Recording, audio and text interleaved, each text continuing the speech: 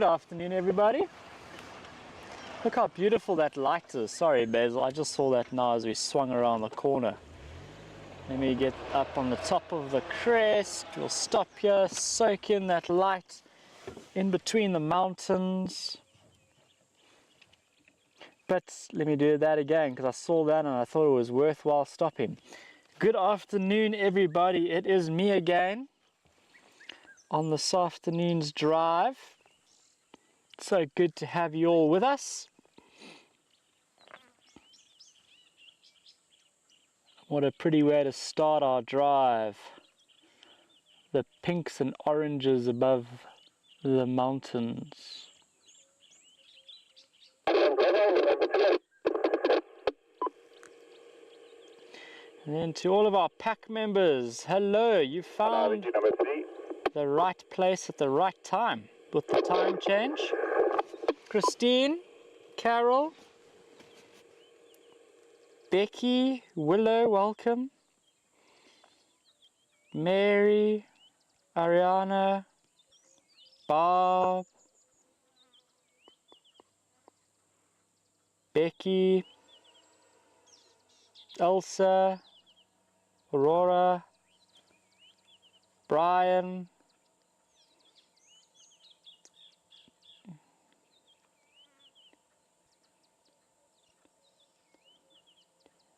Canadian, did I say that correctly?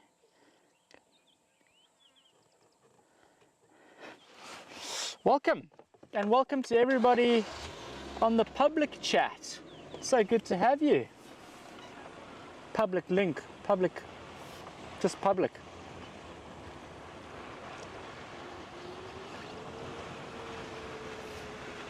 A little bit confused, we're starting late. Body clock is like, what's going on? Anyway, we got an update that the two cheetah boys were coming down this way this morning, so I want to go check in one of their favorite spots. Woo, it's smelly. Whatever the lions killed here a couple of weeks ago is starting to get really smelly.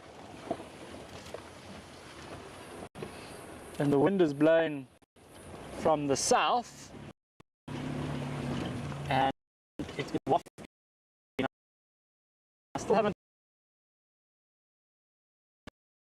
Lions did manage to kill, but it's. Whew, can smell it again here. You smelling it, Basil? Oh, look at that. We got two girls from next door that are coming to investigate the smelly nature of whatever is lying in this drainage line from the lions a little while ago. Hello, girls. We only ever see two lionesses next door. I'm still struggling to get an understanding of what the composition of lions on the BCC side actually is. But I think whatever is in this drainage line that is smelly has maybe attracted these lions to come and investigate, thinking that maybe there's something new.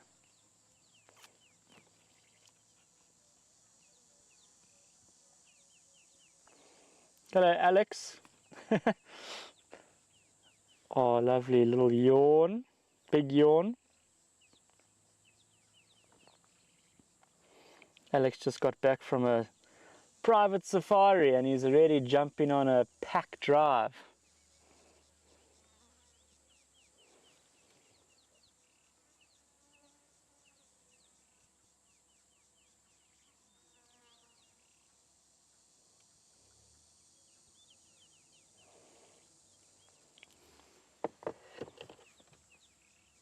This was a little bit unexpected.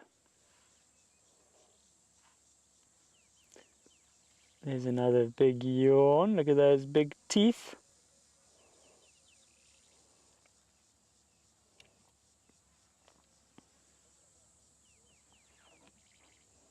Somebody next door.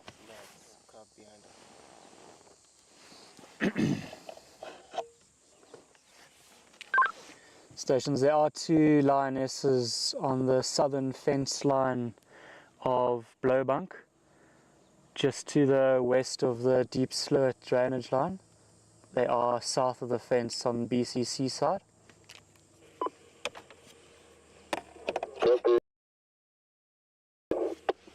Affirmative.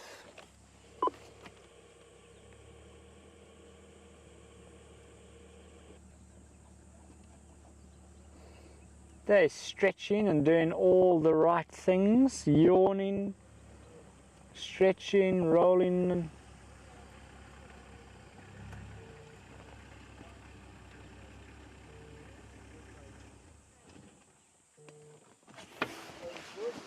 Hello, hello. Good, how you doing? Where's the Ngala outside? Could we go outside to take a picture or not? To go? Because we have a Fence. yes. Okay, so we're gonna move. I'm just showing you this. We are looking for our lions. They are not far. We are coming to Where are they? check if we're gonna make it. I think there's when you cross Mamba, then first right, you cross before Leopard Road On Hofpad. on Hofpad. I thought it was Blow Wildebeest when Kevin gave the update. No, somebody gave Blue Valdebis. I heard that there's something wrong. But So it's Beerstup. they're just here. Okay, so they're here. Yeah, they are here. Before Pafada Dam, I mean Leopard Road, South. yes, Okay, somewhere around here. okay. Gonna make a U-turn also. And where were the skankan this morning? This Kankan I heard also, who was giving That's why I came here. I think they are, Because I was going up Hofpad and then I came back here and that's when I saw them. no, because there's no tracks if you check here. Nothing. There's no tracks here. Yeah. One of my guy who was out Semi, he saw them this morning at Nyala. Oh, far away. Far. Okay. Thank you. All right, sorry, there was a bit of confusion on the radio when I stood by. I thought our lions had been seen around Blow Wildebeest Route, but they're actually not far from here.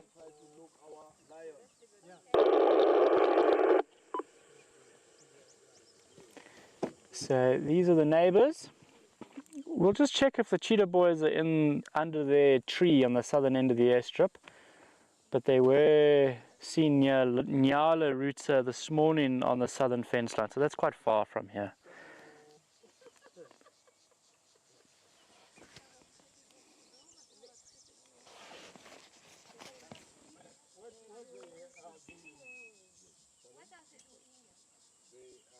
Hi Jan, welcome. You're joining with some lions. Everybody got their times right.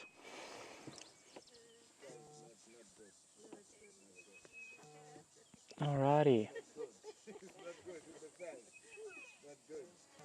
There's a orange-breasted bush shrike calling somewhere up ahead. There's a grey go-away bird calling behind us.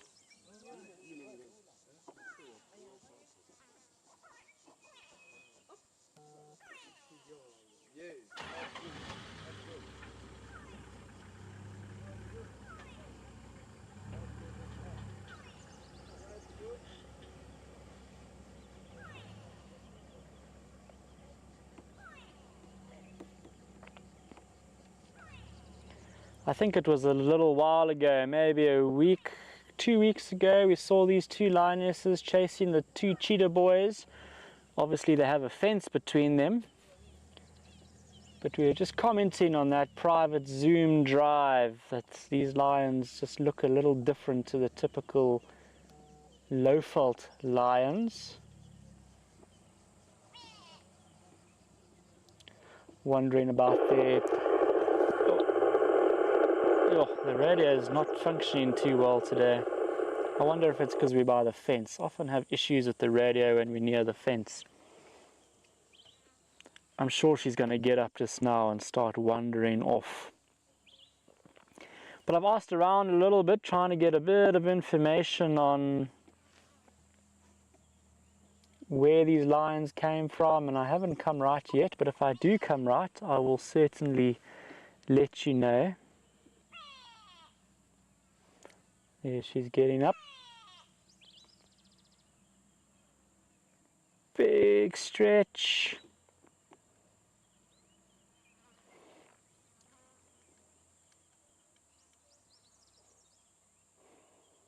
This carcass is really smelly.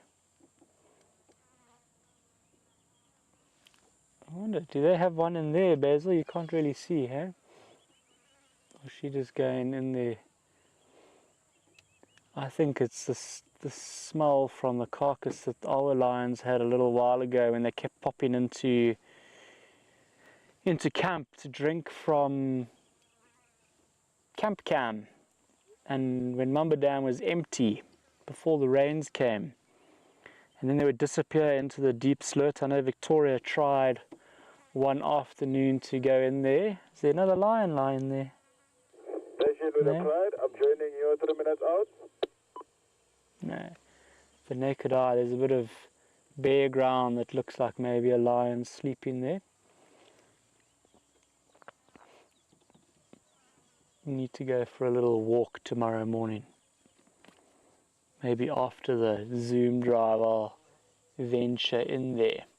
But yeah, there was a little bit of confusion on my behalf when we stood by as to where the whereabouts of our pride were. But they sound like they're right here, so we will go there after we've seen what these two get up to, but I don't think they're getting up to too much. The one female is keen to maybe get going, but her sister doesn't look interested at all. Maybe she needs a bit of persuasion from the active one, or not at all. No. It's a bit of a false start from the lions next door. I think let's carry on. Let's just check and see if the cheetah, the two boys are in their favorite spot. If they've walked along the fence all day, I doubt it. It was really hot in the middle of the day. And the clouds came over again, that classic sort of 2:30, 3 o'clock. The clouds came over the mountains and have cooled everything down, which is really pleasant. But the middle of the day was hot, so I doubt the cheetah would have walked very far. And if they were at Nyala Ruta, even if they were coming this way, it's a long walk. I think this fence line's about 5.5 k's long.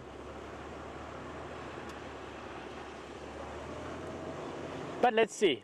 The roads are hard, tracks are difficult after the rain. Let's just see if they're in their typical place on the southern end of our Hayes airstrip.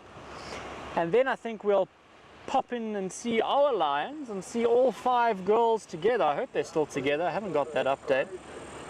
And the bear deep, lots of horseback, 1 station on the charge. Thank you very much, station. Sorry, I'm still clearing my throat a little bit, having been a little sick towards the end of last week. But I'm here again, so I'm fine.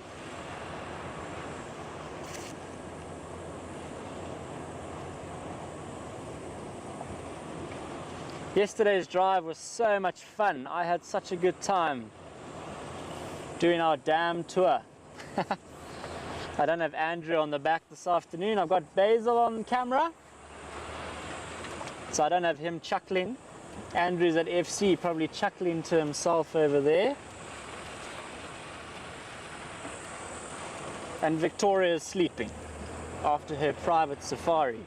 So well done, Alex.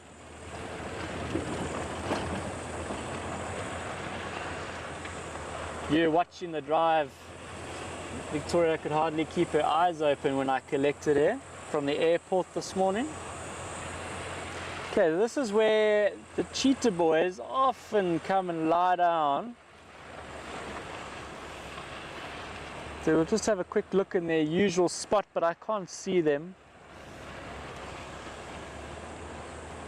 I think they probably haven't come yet. Maybe tomorrow morning they'll be here. We'll check on the Zoom drive in the morning if the 2 cheetah boys are here.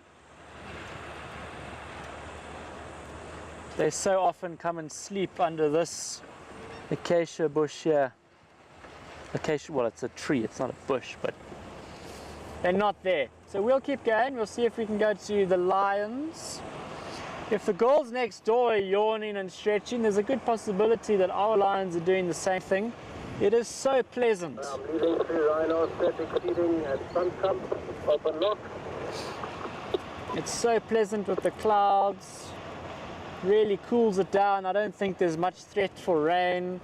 I think there's threat for rain over the weekend.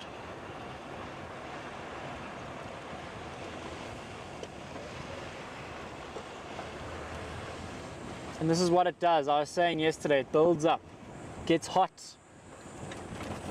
humid, clouds roll in and it's overcast like this. Looks like it might bring rain, but it's just pretending, keeping us on our toes. And then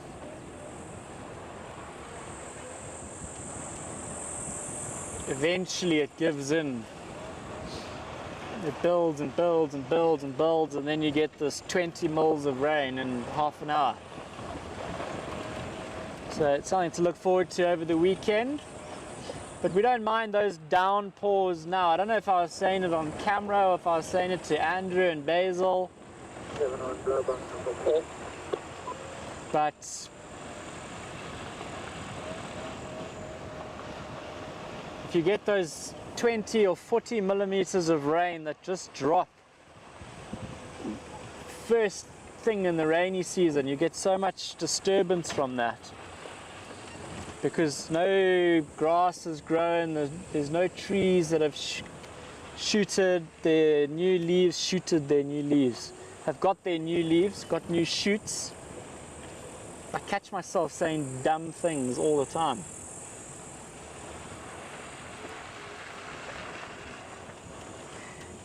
And then what happens is that rain that comes with high intensity hits the ground, displaces soil, and then you get the top layer of soil that might just get washed away.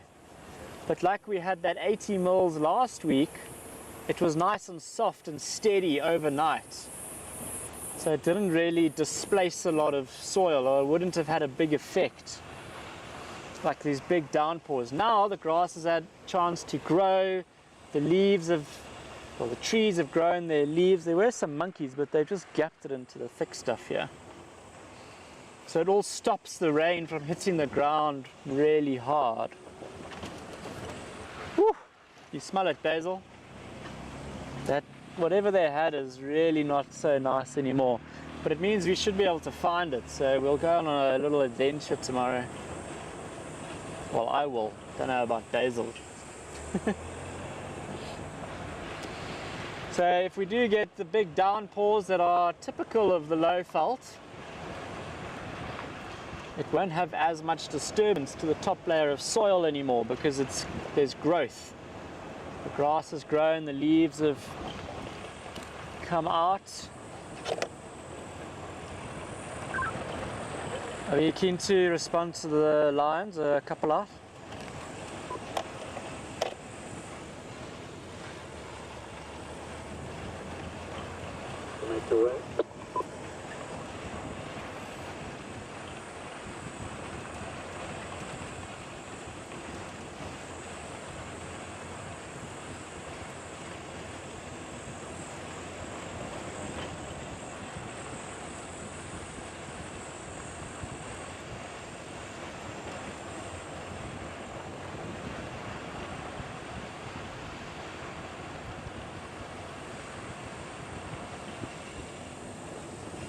I'm trying to think, are these lions on bear dip or are they on hoofbite?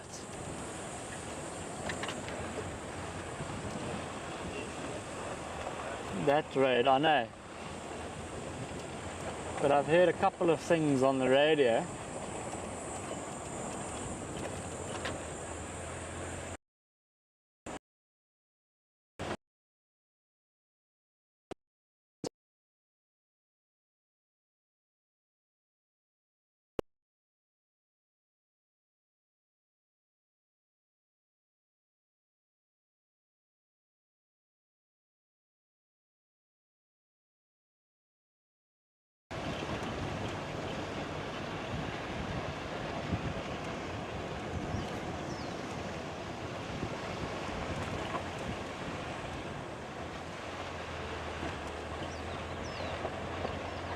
Hi, Jan.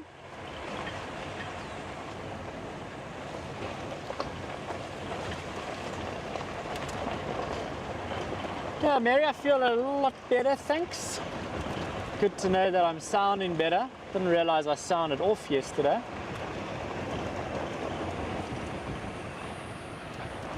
Maybe I just sound better, feel better, all round better because my wife is home.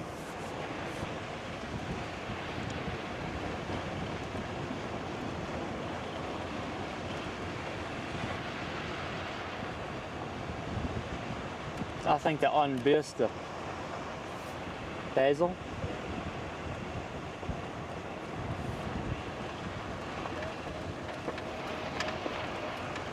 It's fine, we'll go up Easterpark here and then go around.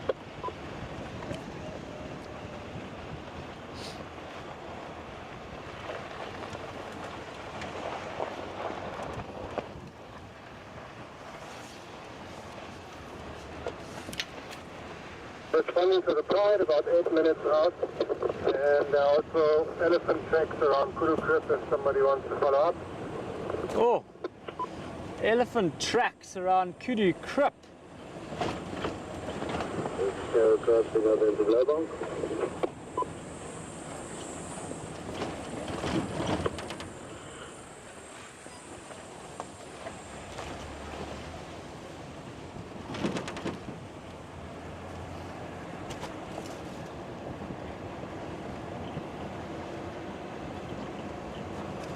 Station for Gareth, you can make your way. There is 2 stations unlocked. Copy, thanks.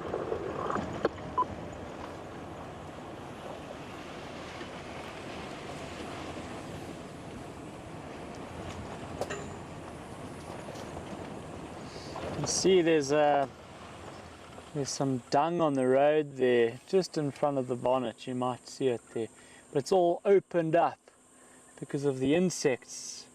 This time of the year, this is what you typically see happening to elephant and rhino dung that's fresh. It gets opened up a lot. I can't see any dung beetles. I don't think I've seen a dung beetle yet this season.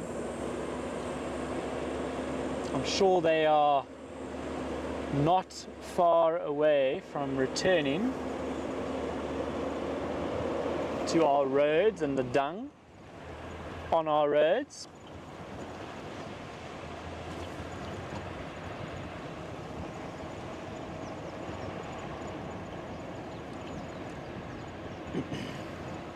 Lovers, stand by. Stand by, number 265. Okay. You can see there's elephant dung there that's been opened up by the insects. But there I can't see any dung beetles. There's a ground beetle though, that little one that's running around there. It's a predatory beetle. Basil's got it there. They're really quick. Running around looking for all sorts of food items. They've got these very big mandibles. But look, no dung beetles, unless the dung beetles that are here are telecoprids. No, that's the wrong one. Paracoptid.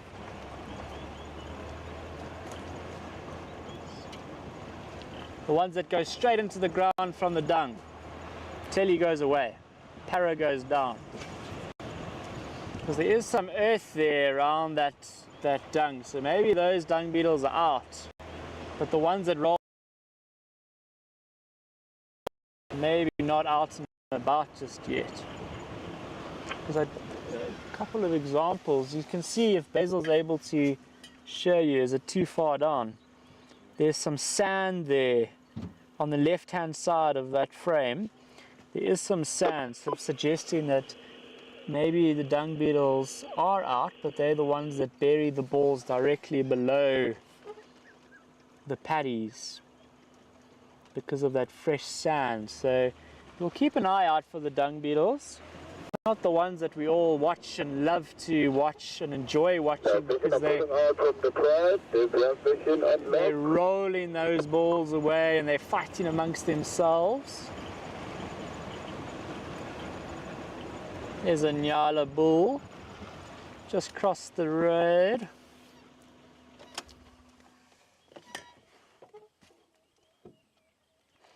Hello, Jennifer.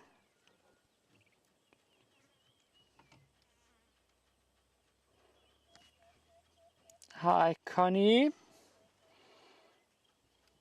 feel like I've missed something. Mauricio, welcome.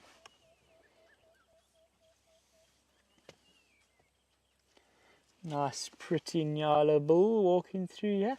It does look like really good fertile soil, that dung. But it's all still on top of the soil, so it needs to get incorporated back into the soils. But that's what the dung beetles do by burying it.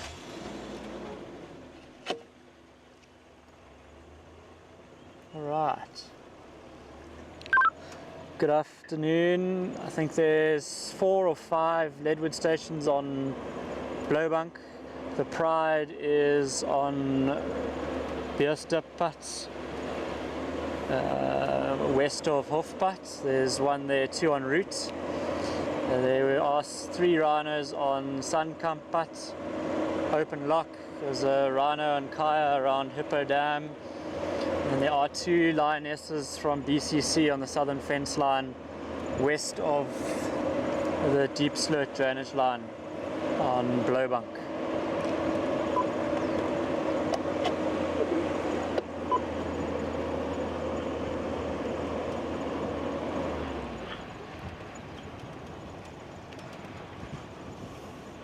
So once that dung gets all broken down by the insects, incorporated into the soils, it really enriches the soils quite nicely.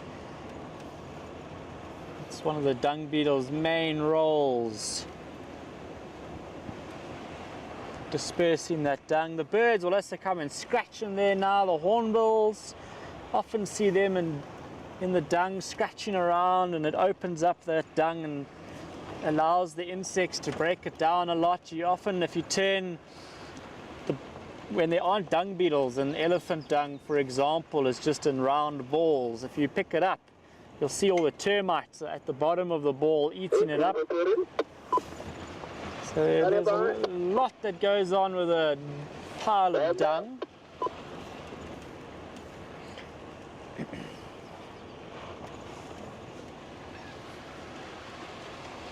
The mountains are beautiful, all of the dung here. So there is activity from the insects. It's all been opened up like that. You don't see that in the dry season. It's only in the wet season, and mostly because of dung beetles. But we're not seeing any dung beetles. Here's a herd of impala. Are there any baby impalas down in the south?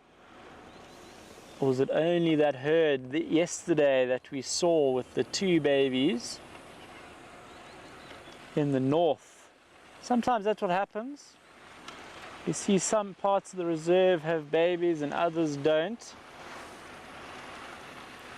I can't see any little ones. The elephants have been here pushing over all the thorn trees.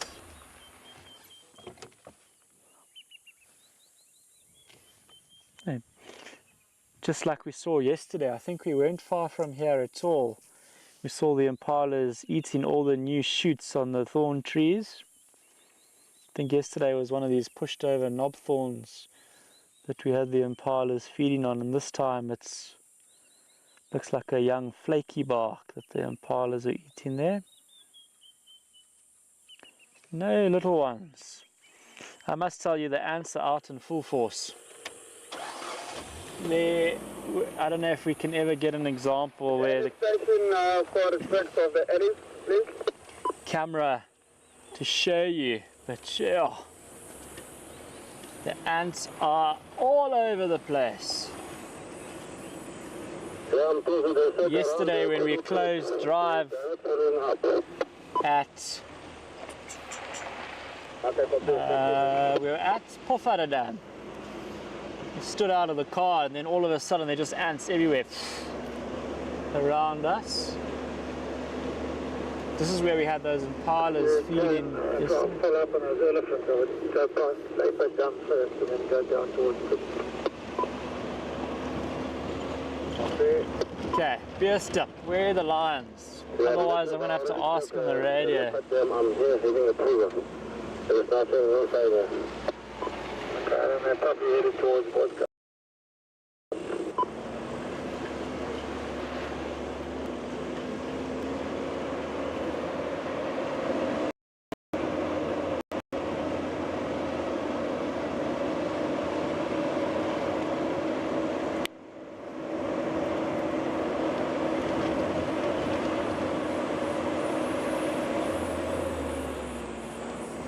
Where are they?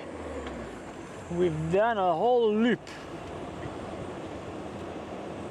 They're like right next to Hofpad.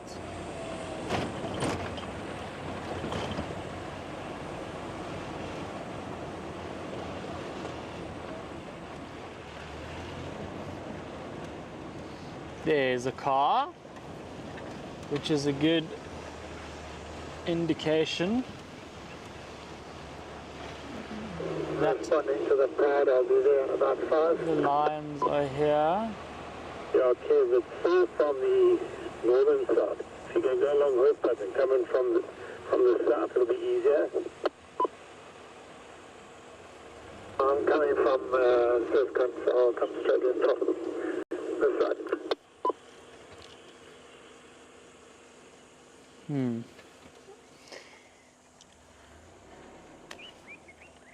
Okay, let's see if we can get a little gap somewhere.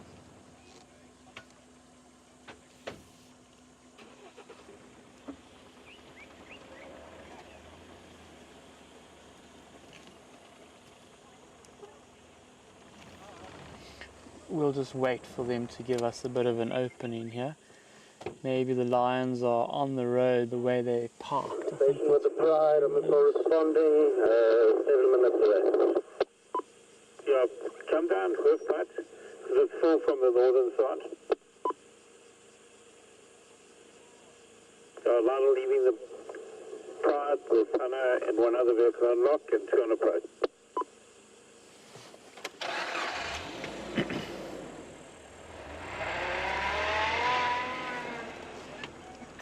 space, yeah. Copy, so I just want to confirm there's no access from Sescon side. Oh, look at that. Yeah, there's 2 vehicles and one on its way from Sescon's side, but empty from the other side. Good, how you doing? Good, good. Yeah. Copy that, thanks. Cheers, eh? Okay, now we need to do a head count.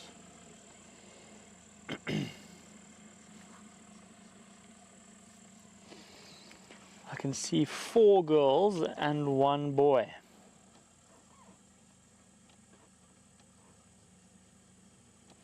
If you weren't with us yesterday, Nialeti has joined back up with them. So maybe she's lying in the grass somewhere. They found a spot to lie on the road where there aren't any ants.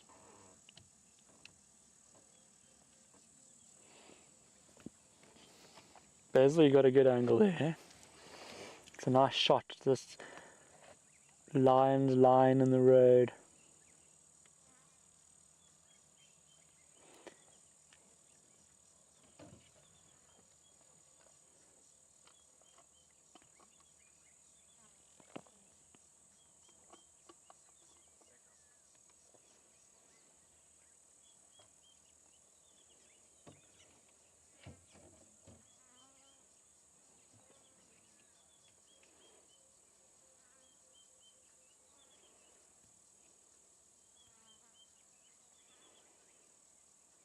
They're doing a lot less than the 2 girls from next door were doing. At least there was a bit of yawning and moving about. These are doing their lion job very well. Sleeping. But you can't really blame them when it's really hot and humid.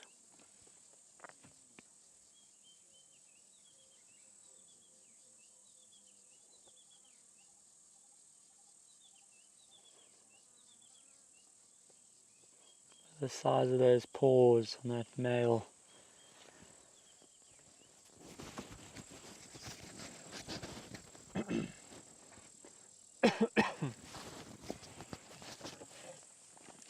Excuse me.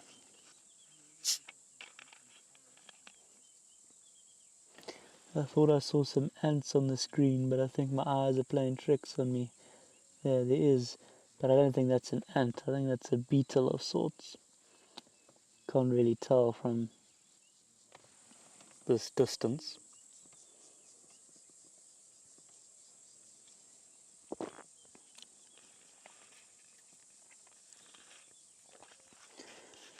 They weren't seen this morning. And they're all the way down here. Last night they were on Kaya.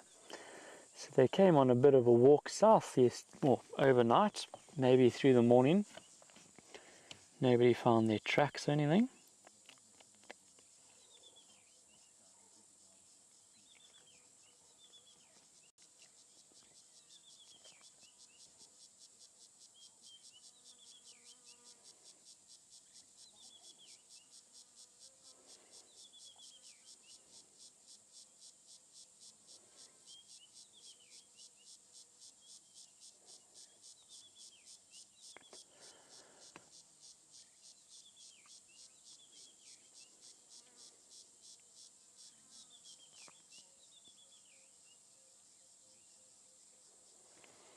I don't know how well the ambient mic picks it up, but all the insects that are going around us, the birds that are chirping,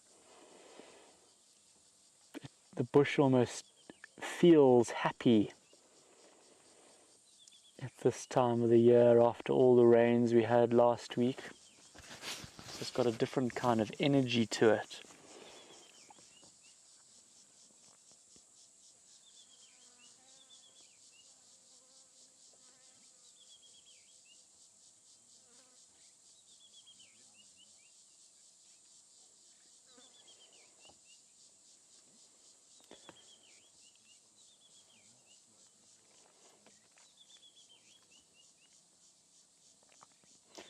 So now our visual of them is limited because of them lying on the road like this. We can't get around them either because the bush is just so dense on either side of the road.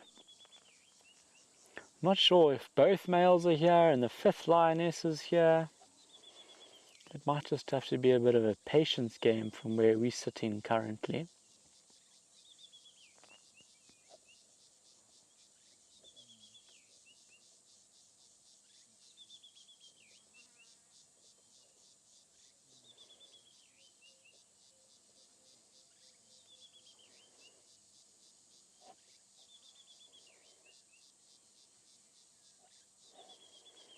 Is everybody that submitted last week's picture of the male lion impressed by their photo now that they've opened it up on your screens? That photo of Andrew's from last week, that nice black and white picture of the male lion.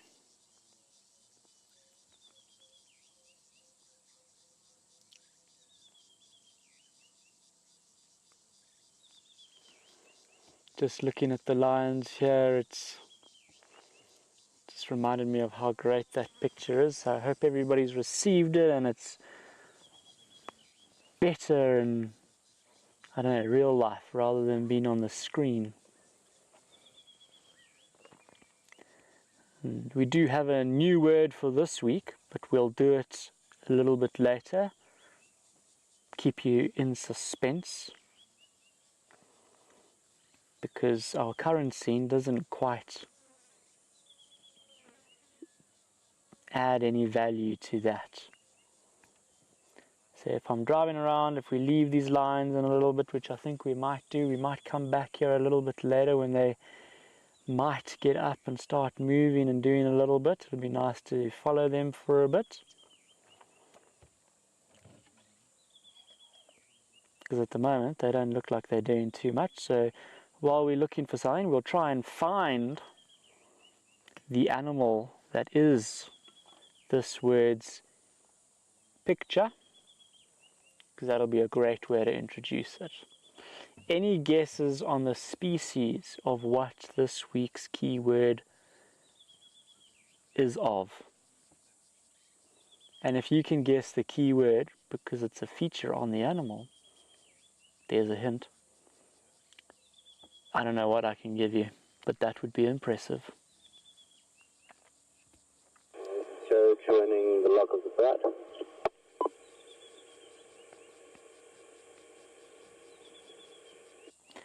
So I think we'll spend another 5 minutes here, everybody. Soak them up on a roadblock. This is a roadblock that you don't mind waiting in. But I think we'll go and see if we can find some other things.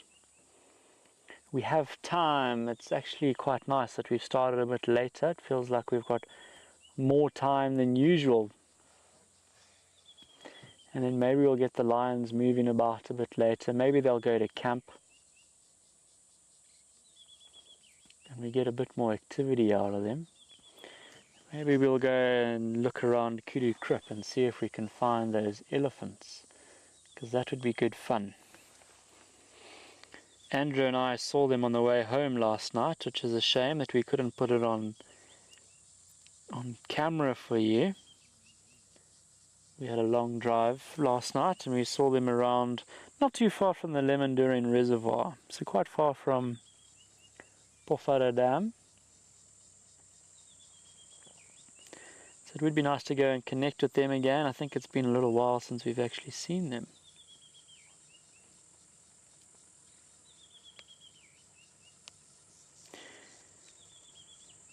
And we've got to go and try and find this week's keyword species.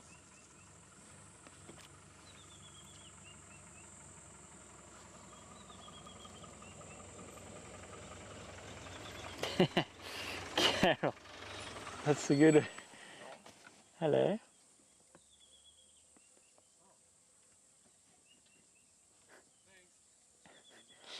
How you doing? Good. Right. Yeah, good. So Tuesday next week, Vincent's going to be here. Okay. So he wants to try and catch that young cheetah. Already? Yeah, I mean, she's on the young end, but he says she's okay now. I mean, he doesn't want her to split. If she splits, then it becomes an issue. Oh. And if she does, then we're going to have to try and catch her, put her in a boma, and then we've got to let her get used to a boma here before we go. Whereas if he catches her now, he can take her straight to the Poole boma. Okay. I'm actually on leave. We go on leave on Thursday, Victoria and I. Okay. So that's a pity.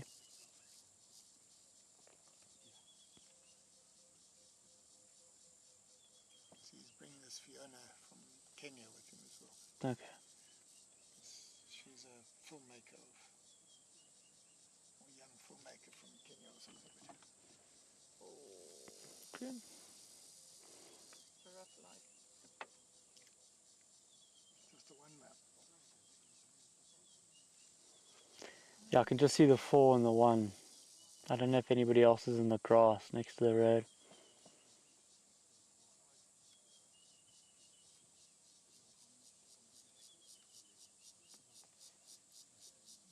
Joe was coming behind us, even though Lionel told him to go around. But Well, we're going to go and see if we can maybe try and find those elephants now, and then come back to them later because they're close to home.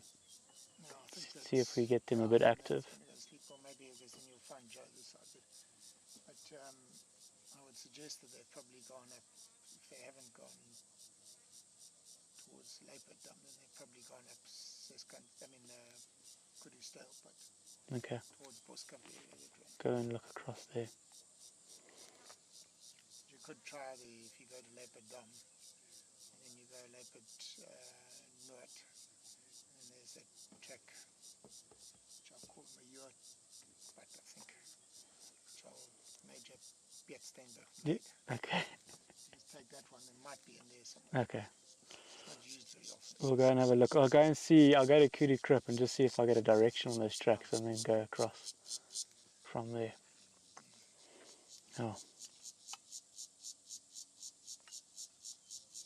All right. Thank you. You too. Enjoy. All right, everybody. Let's leave these sleeping lions to continue their sleep. We'll maybe catch up with them later.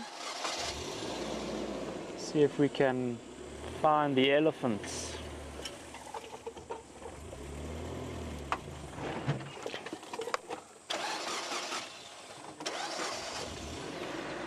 I'm going to put my nose in here and then swing.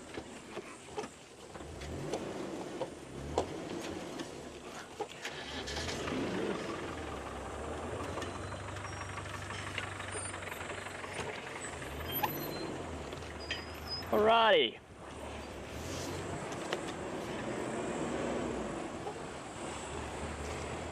Let's carry on with our afternoon. Just chatting to Kevin there briefly. Hi Rosemary, sorry we're taking you away from the lions as you're joining us. But we do intend to come back to them a little bit later when they're maybe going to be moving around. They lie in a bit of a difficult spot and I think a few people want to come and see them. They have been on Kaya a bit in the last few days.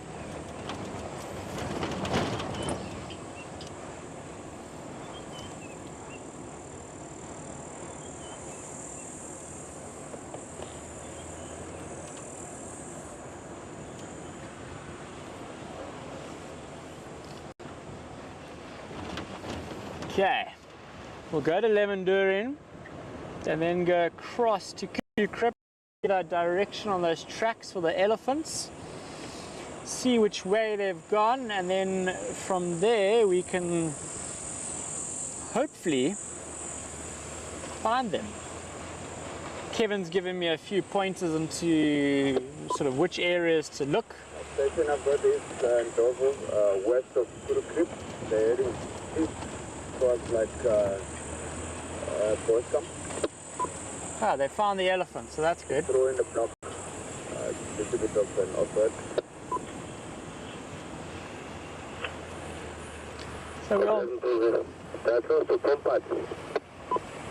That's the primary.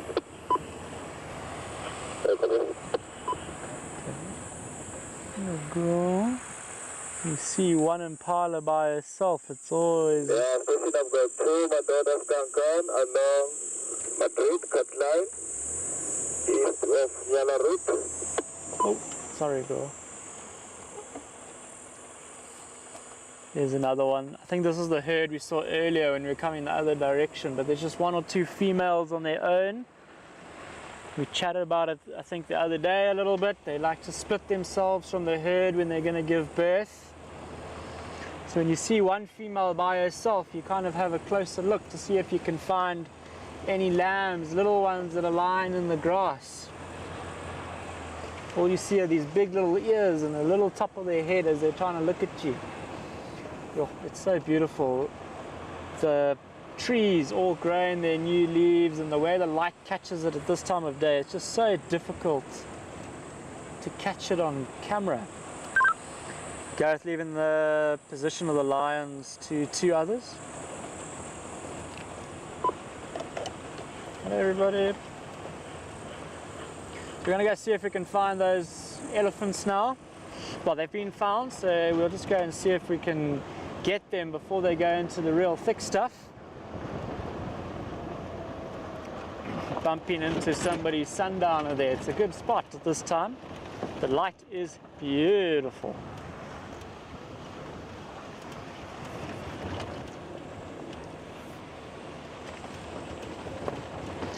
Some guinea fowl. They were a key word from a few weeks ago. The zebra foal and stripe as an option. Not a bad option.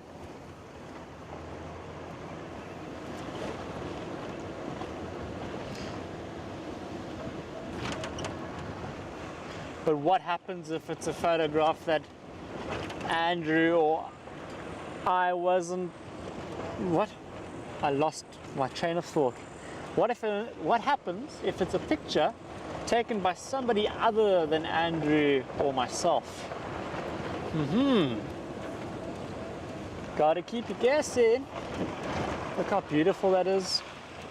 Basil, can we capture this? Hey, look at the leaves on the trees. It's just, you can't get it. Because then you don't get the light that's coming up over the mountains.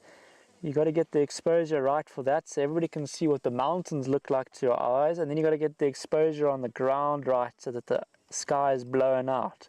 So you can see how it's catching the top of the trees with their nice green leaves that have come out. It's just so difficult. Our eyes are just incredible in what they are able to do. The basil's kind of getting it for everybody, but it's blowing the sky out. But what the ground looks like now in your picture is what we see, and what the sky looked like before is what we see. So it's just really pretty as you drive around, and our eyes compensate for that exposure beautifully. You get these orange, green tinges to the top of the trees. You get that purpley mountain with that big sun setting behind it. It's amazing. Beautiful. Heading south. All right, well done, Basil. Good stuff. Thank you. Even getting some sun flare there just for some dramatic effect.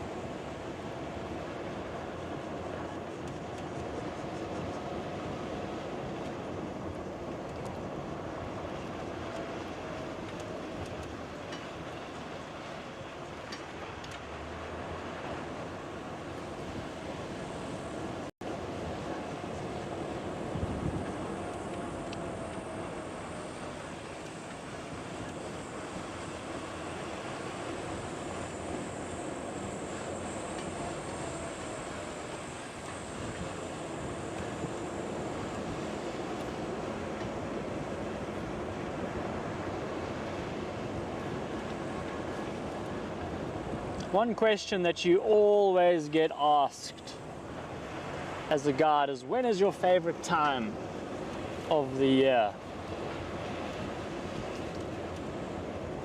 And I've kind of got two little windows. I love August. I think August in terms of game viewing is just the best month. It's dry. It's not too hot, but it's not the cold of winter. It's not too desperate. Look at this, look at the green grass coming through here. This is beautiful. Almost looks like a bit of a golf course coming about. Look at that, that is stunning. That sescunt there, look at how nice this green grass that's popping up here. Is it even green grass? Some of it's green grass.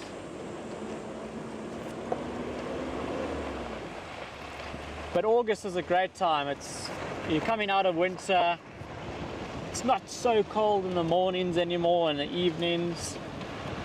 The days are really pleasant temperatures. I'm speaking for Southern Africa. So you can do longer drives through the days because they're pleasant, they're not scorchers. Not like in summer, we got to be up really early and you're on drive maybe a little bit later because it's just too hot. And then because the water and the landscape is all disappearing, the game viewing is generally pretty good along water bodies, if it's rivers or water points and reserves, and there's often interaction between prey species and predators. So you just got a lot of activity, elephants at the water all the time. But this time of the year is just amazing for me. If you can put up with the temperature, November is a great month. I often say if there's 2 months to go on safari, October, November, but you have to deal basil. We tried yesterday, I don't know, let's sit and wait. If you put the camera here, or maybe where it is exactly right. So just sit here and see if this red-crested Quran will do its thing. Yesterday we were really close and it kind of came over us. There's one call in here, but he's just gone quiet again. I was hoping that it would call again and then you could see it come up and do its display in this area. So we'll just see if we get it again. It was calling, stopped calling as we were coming down from the reservoir. That's kind of the only way we would see it. You just see the bird going up and then coming back down. But October, November would be my 2 months. October is difficult, but game viewing is incredible because it's super, super dry and the landscape is harsh and water is such a pivotal part of any animal's existence at that time of the year. So your animals are congregating, you're seeing a lot, it's more open, the bush is thinned out quite a bit so you can see through it really well. Get a lot of interactions between animals, predators and prey, and herbivore species in general as they come to water. And then you get in this build-up and this promise for rain, and this build-up and this promise, and it doesn't come. It's just so hot in October. It's really, really hot, so uncomfortable. So that's what you'd have to put up with. But then once you get that first rain, it kind of cools everything down again. And then you get these November days where the migrant birds are coming back and the bush just feels alive. The colors are coming back. Oh, there it's going again. Just come on, do your display. Couple of impalas running through there. This red-crested Quran is tempting us. It's just on the other side of those impalas. You know what they do? They call, they listen, and then they call, and then they listen, and then they call, and then they respond and maybe do a display.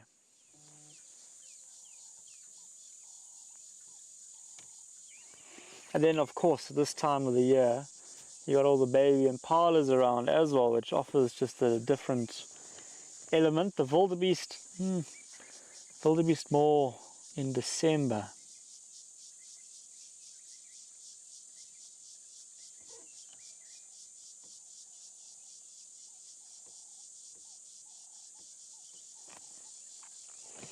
Here goes another herd of impala, no little ones there. Okay, we're going to have to try again for the red-crested Quran's display.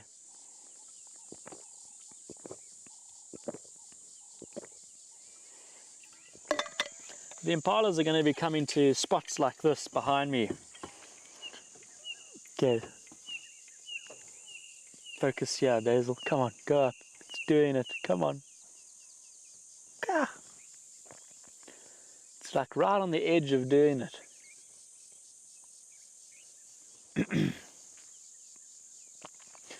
We'll wait again. Maybe it'll call again. We'll give it one more chance. But here where there's lots of sort of bare ground, not a lot of tall grass, the short grass is where impalas are going to come and spend time, eating up all the new shoots. Like that section at the junction as we turned on to Lemondurian. Perfect. Might get the rhinos in there as well quite a bit. Munching all the nice green shoots.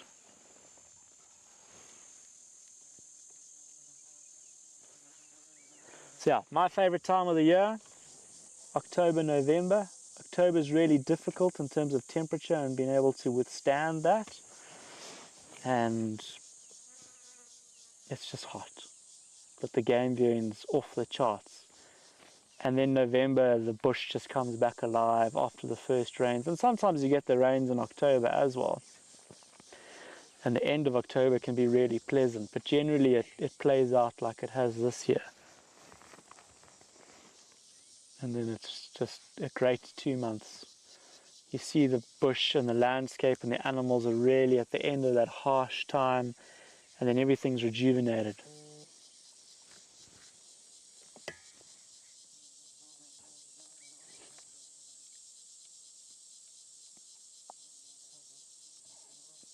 Yes, Mary, December, January, best time. There we go. Let's see. Come on. You keep tempting us. Keep going. If it keeps going, then it's going to go up. But now it's kind of listening to any competitors around it. And nobody's responding, so maybe it doesn't feel like it needs to do a display. Or it's not hearing a female, so it wants to jump up and display. In the central Kalahari in Botswana, when Victoria and I were there with two of our friends in August, we had the northern black Quran. They're all over the place, and we didn't see them displaying a lot, but every now and again they would fly up, and they've got a slightly different display. They fly with it, they look really funny. Their feet sort of behind them, and they fly a little distance and they go down. But if you go to those areas at this time of the year, after the first rains, all of them are doing it. And there you've just got these open pans, and you just see these Qurans doing this all day. It's actually can get quite annoying because they call into the night as well, and the density of these birds is quite a lot, so they're just constantly calling. I don't actually hear the red-crested Qurans calling at night that much.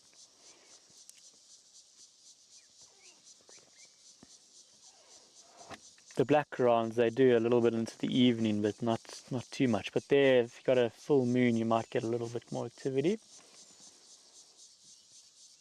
Okay, we've given this Quran enough time to give us a show, but it doesn't want to give us a show.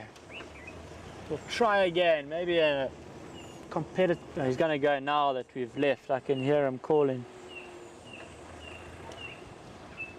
Nope, did the same thing as he's been doing, tempting us.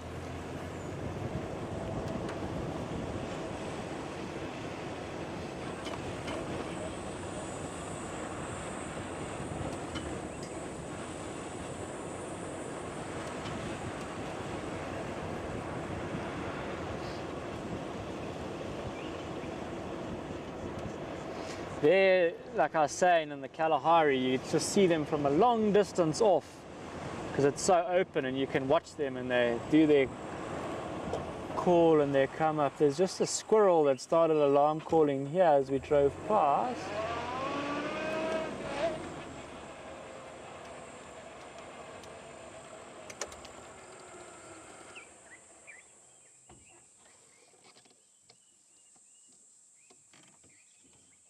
Ah, it's very deep, eh? That tall tree on the left of frame, it seems like it's behind that.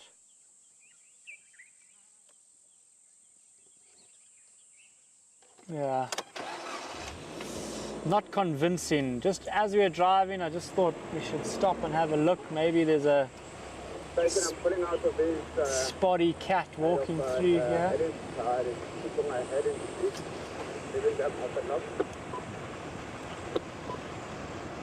Is he leaving the elephant?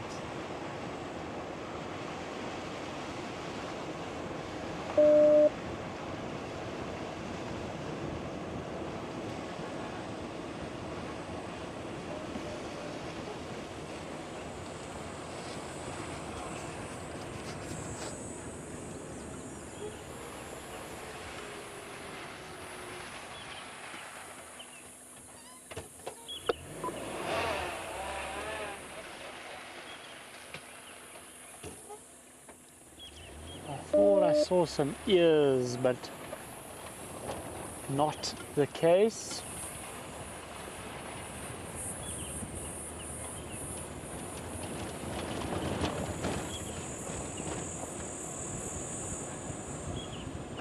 We'll quickly check Kudu Krip and then try and find out where these elephants are gone.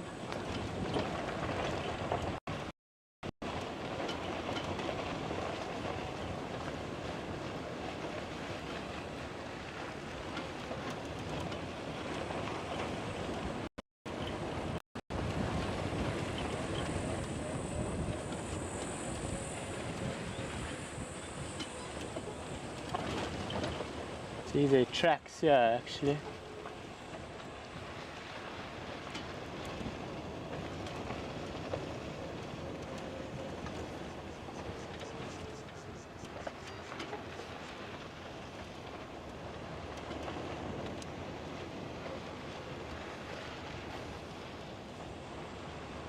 look at how green it is around Cutie Crypt.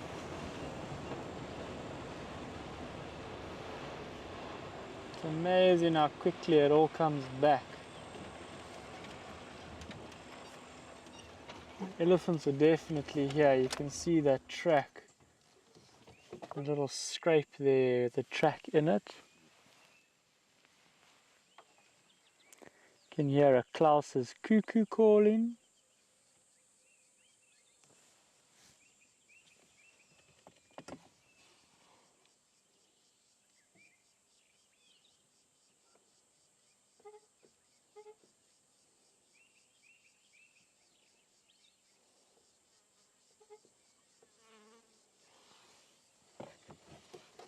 Alrighty, let's look for the elephants.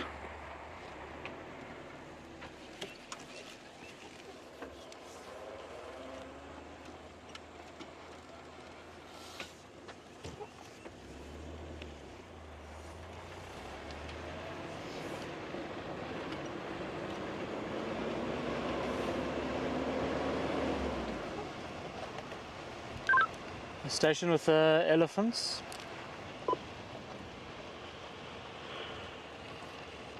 I left them open log. They were heading east through the block. Open log at the moment. Okay, which block and where can I follow up?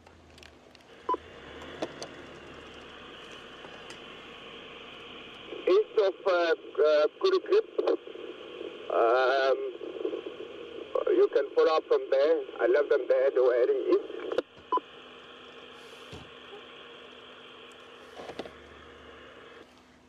So they're going towards 8 Cake or Kudu Steel Put? Yes, you can follow up from there.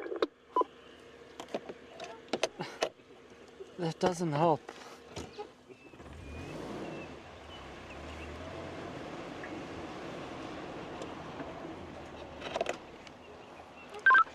Sorry, just last station, come back. Are they east or west of the Sunslit River and that crossing south of Kudu Crypt? Yeah, they were on the eastern side of there. Copy. Drainage line. They were heading more east. Copy.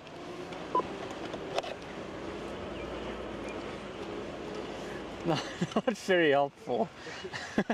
Yeah, they're there. Yeah, picking up pulling out from the two main cheetahs. They are slowly moving west. They are now west of Yanarucha. Lavas in touch. Karan coming. Turn it right. Panda. Okay, I think we're going to have a bit of a challenge there.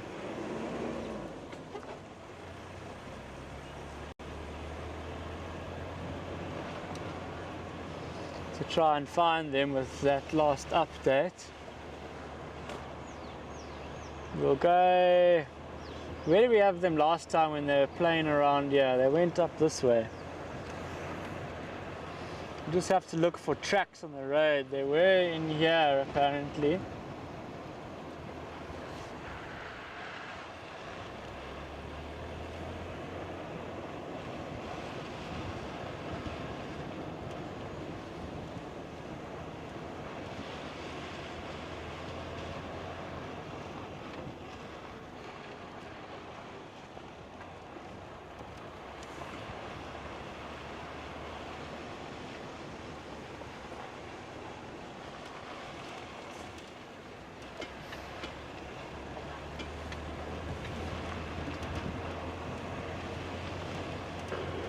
Oxygen station, San Jose Mobile on Lakewood, standing by.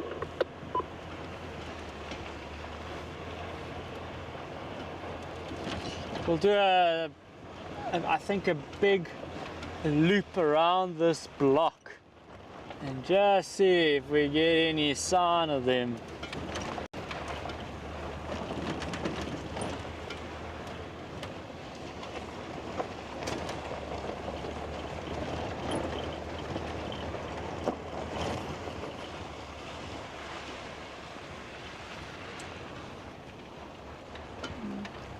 go up 8K.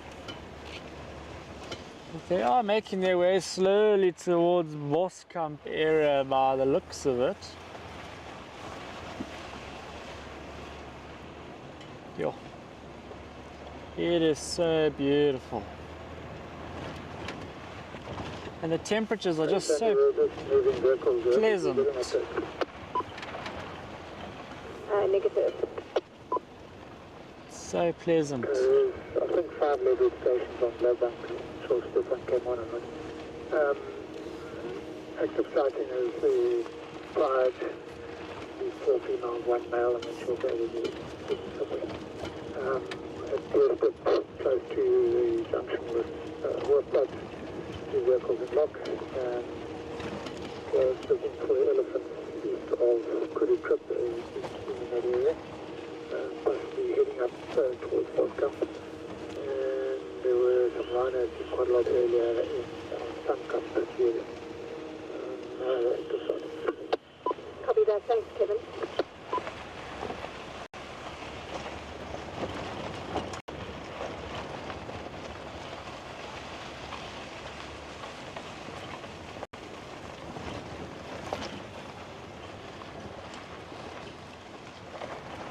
Going on leave in a few days and been away for 2 weeks. This place is going to transform. There's some kudu.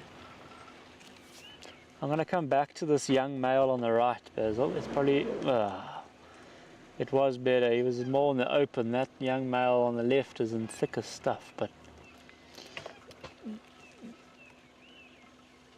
they don't want to be on camera. They're camera shy.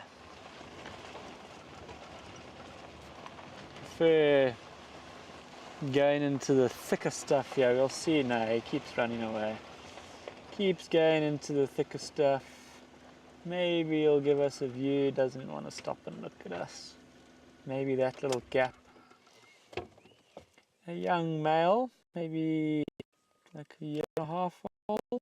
Those horns just starting one of their first twists.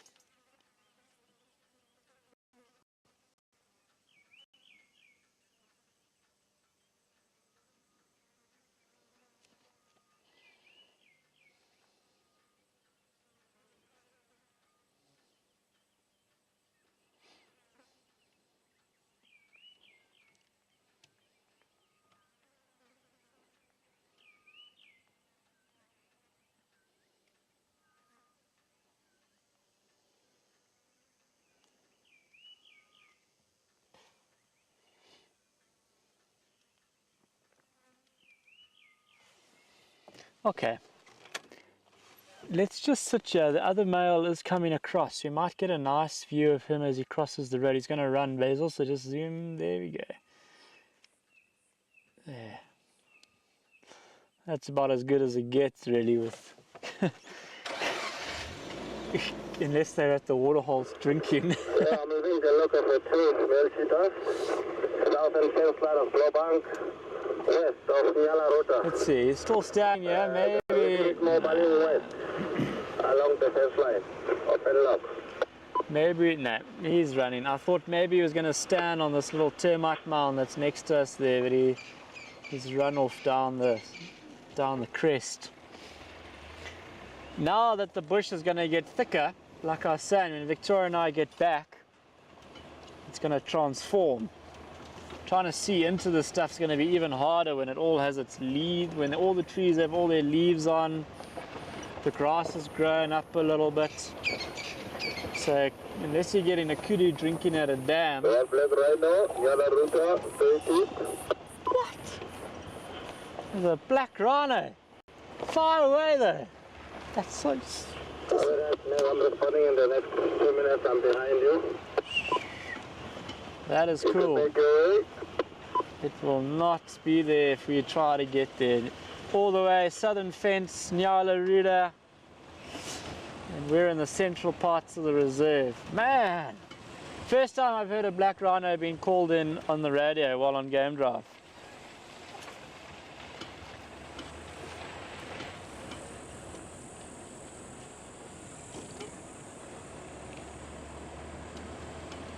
So yeah, we're gonna have to look for cooties at waterholes, I think, soon, because the bush is gonna be super thick, and they're gonna be in there. That's where they love it.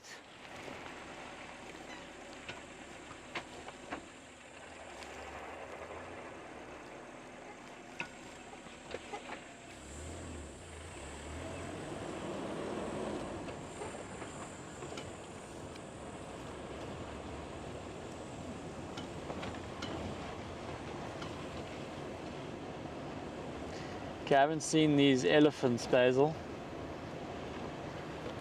I don't know if it's worth going all the way around. Looking to see if we can find maybe... Let me check the map here. I think it's probably worth to go around. We just see there were some rhinos seen earlier. We'll quickly go on that road and see if we can get them, and then come back down towards Kudu Krip. See if those elephants are anywhere near, but I think they're in that thick block, and it's hard to know if we're looking in the right block with that update. We'll go see if we get some rhinos before it gets too dark. Are these rhino tracks? Yeah. Some rhino tracks there. Going the other way. We'll go to where there were rhinos seen at the start of drive.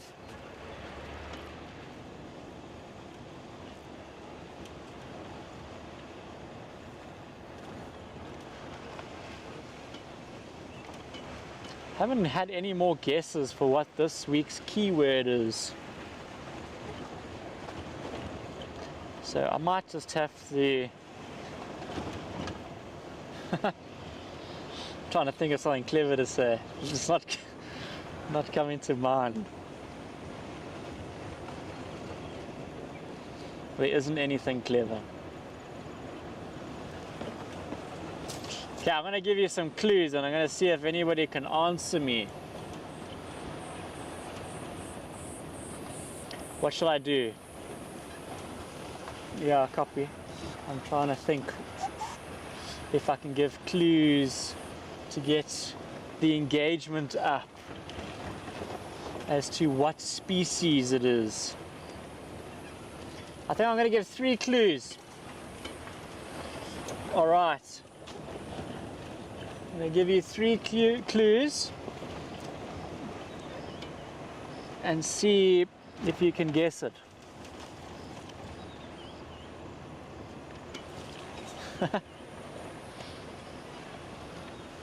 That's too easy. Now I'm going to try and think in my mind.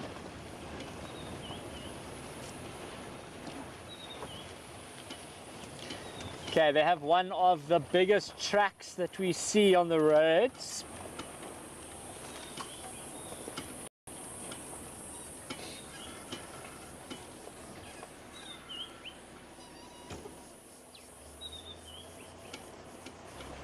That's number 1. Number 2, they're a browser.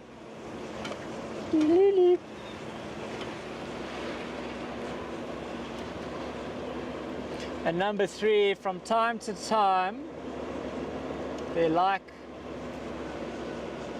to eat a bone.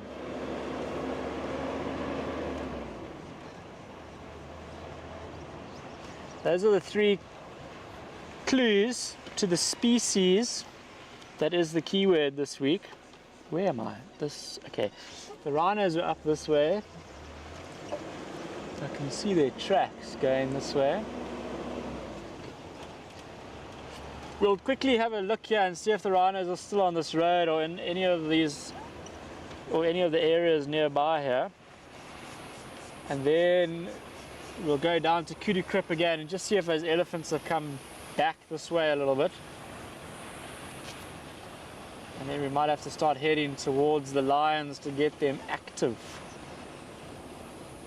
So there were rhino tracks coming up. There's the sun slit.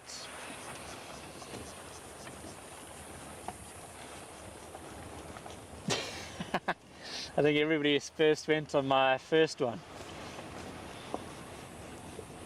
Giraffe, black rhino, hippo, giraffe, giraffe. I think the last one was too easy. It is indeed a giraffe. That is the species that makes up the keyword photograph. But now, can we guess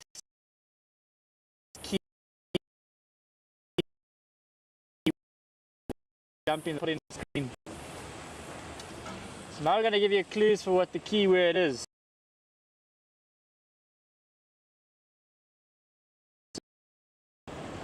Clues.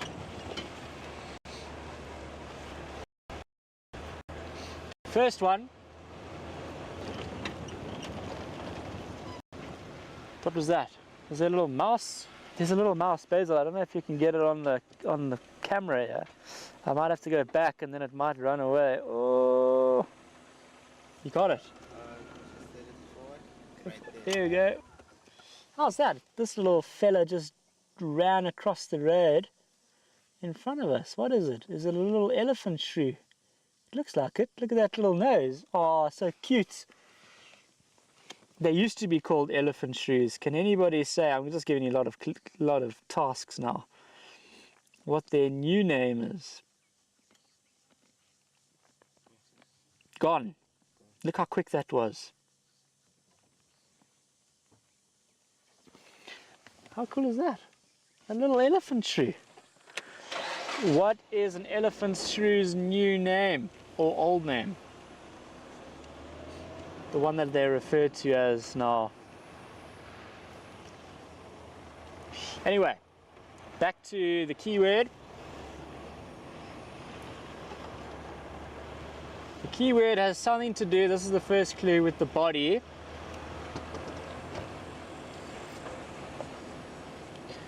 And the second one is it's unique to giraffes.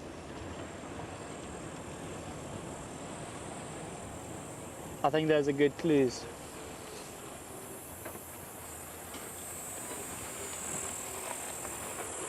Yeah, thanks, Gareth. I managed to go at that rhino. It was a quick visual. Just ran west towards the inflow. I'm leaving that an open lock. The black rhino ran away pretty quickly. That's quite typical. Okay, where are these white rhinos? They were along here somewhere. Let me check my map again. They've moved. So they were along that road. Maybe we'll go down here, look for tracks. Maybe they're going to go down. I don't know where the nearest water is here other than Kudu Krip. I don't know if there's water in the Sunsloot. It did come down and flood, and I'm sure there's little pools of water along the riverbed, especially up against bends in the river or along rocky sections. But the closest water that I know is still Kudu Krip, unless there's some pans. I think there's a... Where is that pan? I'm trying to think. I've never been here in summer, so I don't know where all the little pans are, where a rhino might go and wallow. These are the things that I look forward to learning in the next couple of months. It's always good. There's these two warthogs on BCC, not far from our gate when we come into camp, and they love this little wallow that's formed on the one of the mitre drains on their side. Every time I've driven past them or that wallow, they've been in it. So these are the little treats that you look forward to. Okay, has anybody guessed it? I'm sure somebody's guessed it.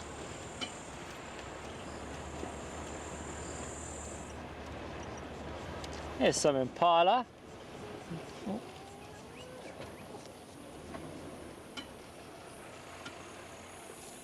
There's a little kind of wallow there. Got no water in it anymore. There's some impalas. One's not looking too good there. Maybe got a bit of mange. Good thing the rains have come and the grass has come.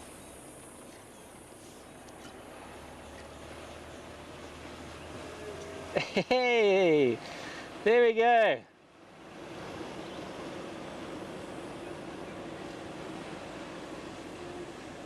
Ossicones.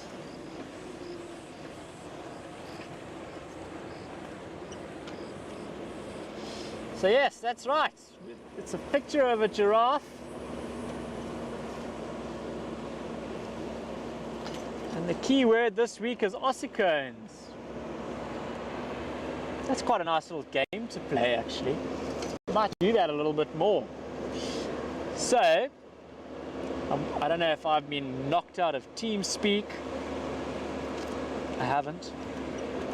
You should see that picture on screen soon.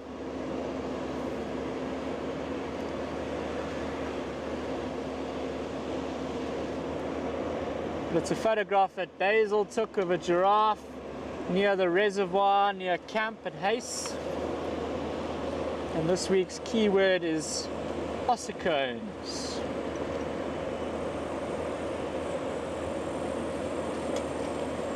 Well done, everybody, you got there.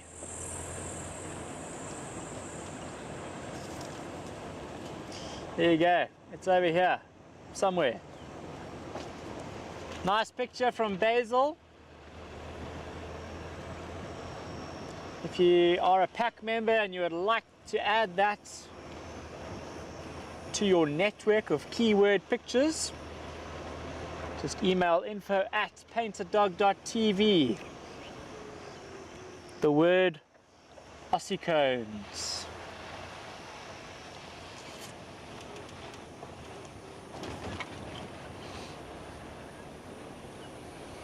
Alrighty.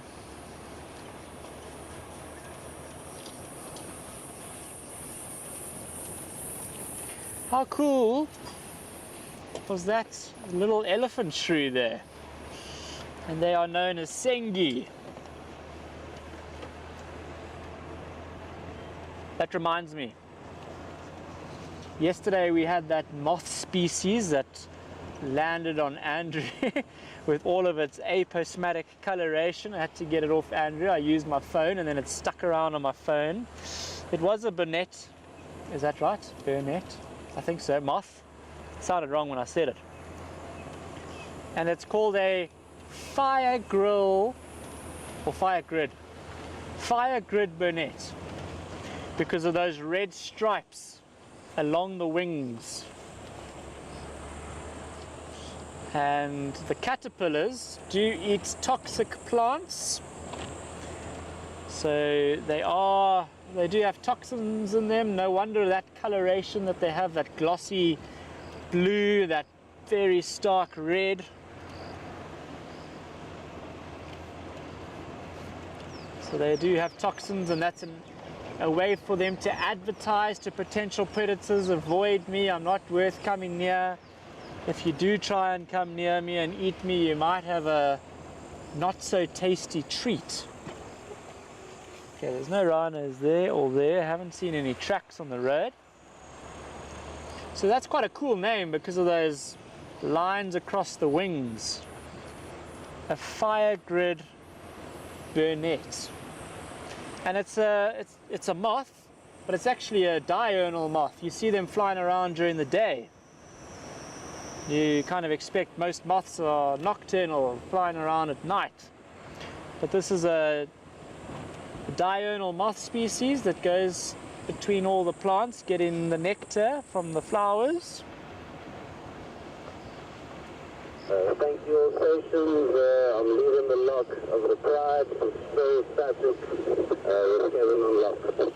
Okay, the Pride is still in the same place. I just want to go slowly here in case the elephants are still in here. What we might do is just do a bit of a loop around and see if the elephants have come out, and then we'll go to the lions. They're still fast asleep from that last radio message.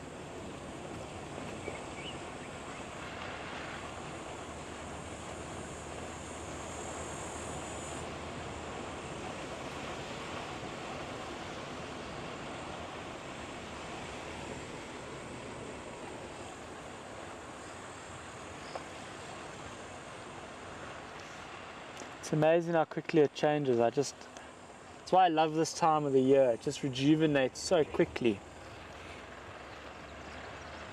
Just this green flash that comes through. I remember coming here all the time hoping to find Kudu Crypt 2-3.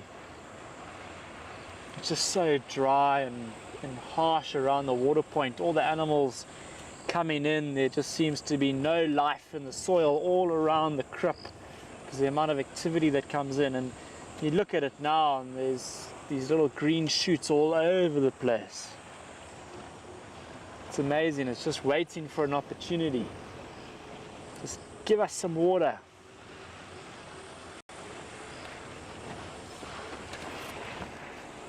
Okay, we'll go through here, just see if the ellies are here, and then we'll do a bit of a loop.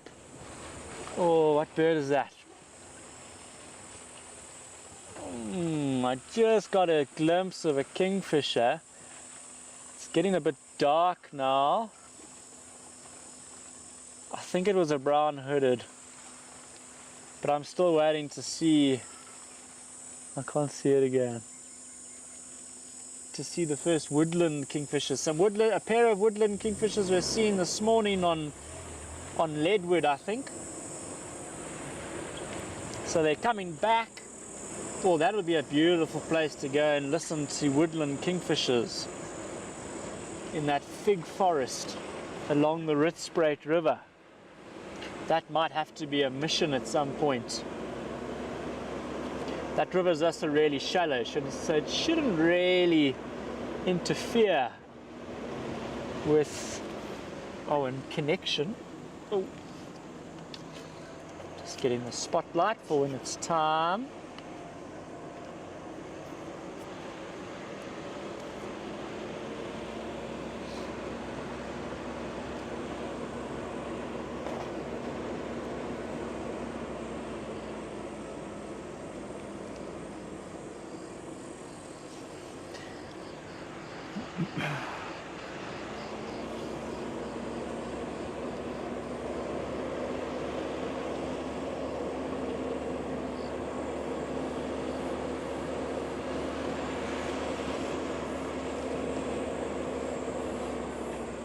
Come on, Ellies.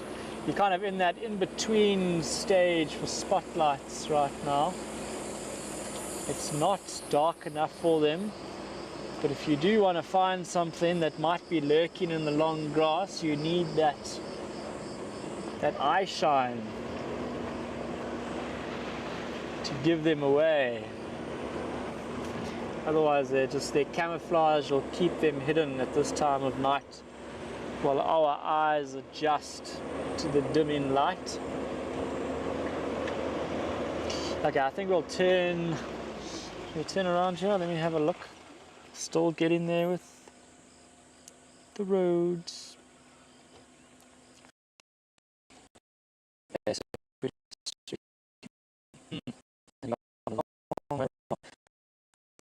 Around.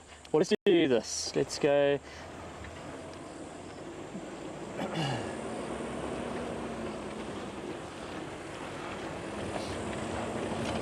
I'm just trying to think of where to go. It's getting a bit late for elephants anyway. I don't really like to view them at night with lights and things like that. It's not ideal. So I think we'll actually turn around here and try and give ourselves a shot at the lions.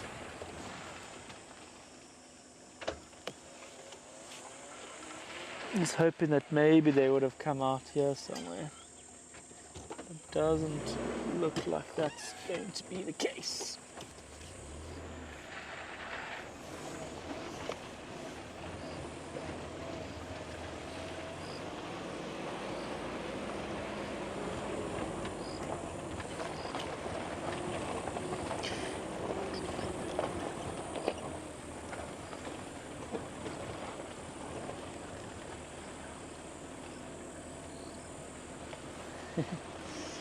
That was fun, Carol.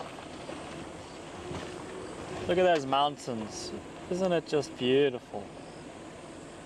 Last little bit of light. It's actually really dark. The camera lets you see more than is actually in reality, especially on the ground. But it is a beautiful end to this Monday evening drive. Pleasant temperatures, beautiful skies. Maybe we get the lions doing something. or we find something on the way to the lions.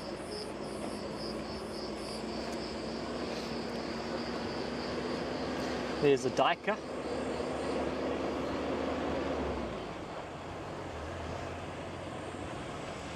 I can't get away from Andrew. He's sitting in FC in my ear, Tola Ingwe, as is custom with Andrew.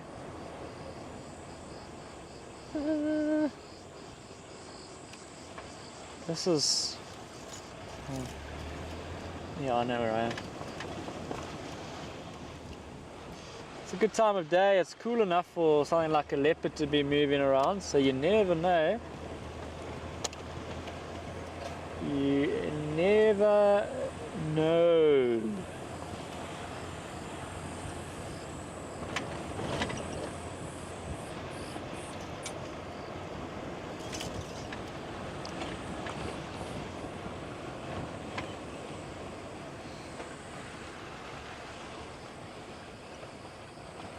Okay.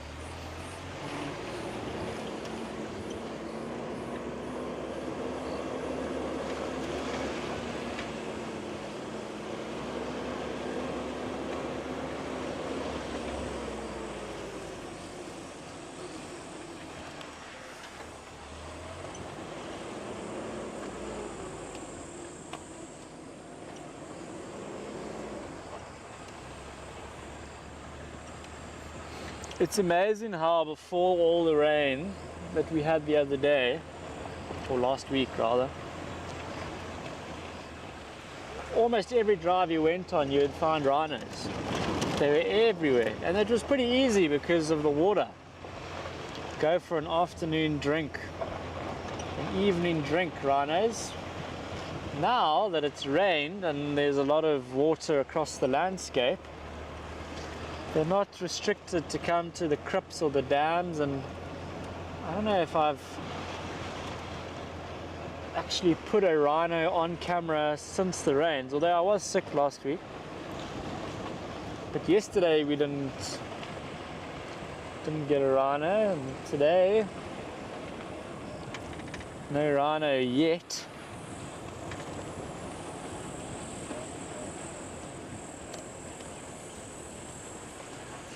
So definitely something that changes with the weather. He's going down there.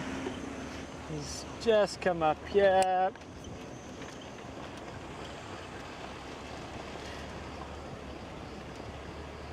It's never the worst thing to drive a road just after somebody. I know some guides that would never ever drive the same road. Somebody drove a road, go somewhere else. But it happens so often. You're tracking animals, and you drive a road, and you drive the block, and you drive the road again, and the tracks are on top of your vehicle tracks, and you were there 10 minutes ago. And in this kind of environment, you might find a leopard walking down the road, the car's coming down the road, jumps off, hides in the grass, car drives past, walks back on the road, and then you coming down the road find it. It happens more often than guides would like to let you believe.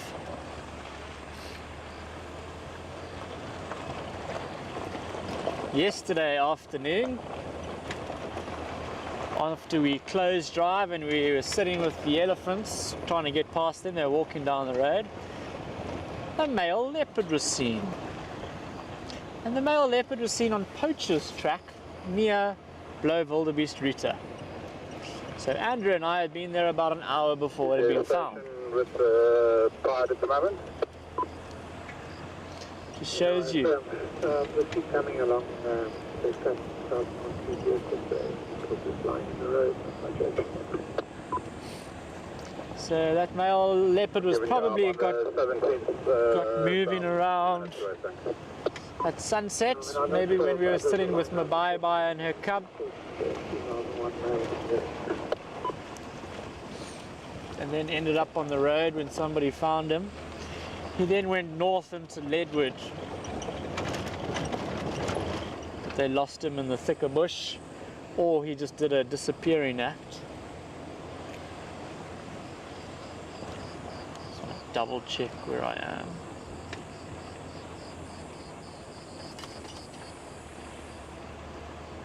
Okay, yeah.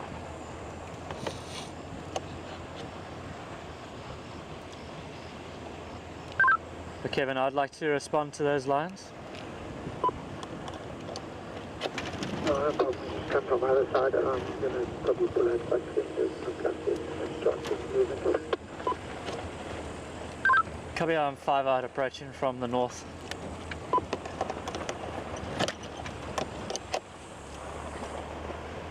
Some impalas, take the light off of their eyes. Okay, the lions are still not doing much, but maybe in the last little bit of the drive we'll get some action from them.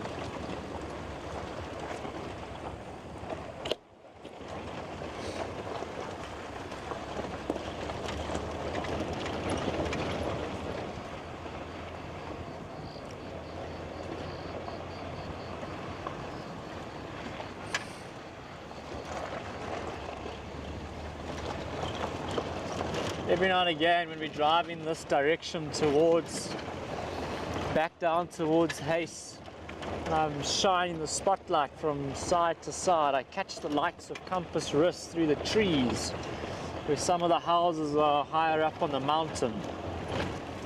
And I think, well, there's something there, and then you realize that the eyes are still there and you've moved and the light is taken away. It does keep you interested for a second or two before you realize that it's the lights from somebody's house.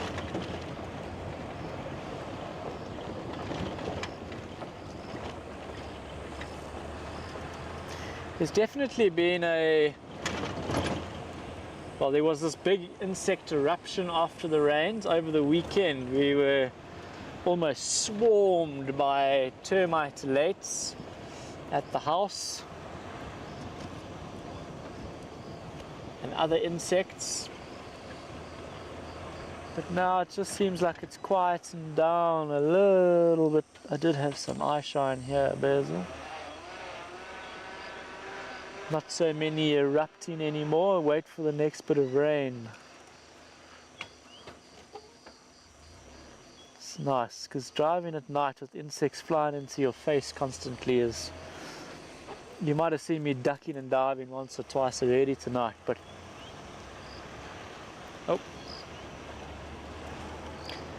a couple of nights ago it was relentless.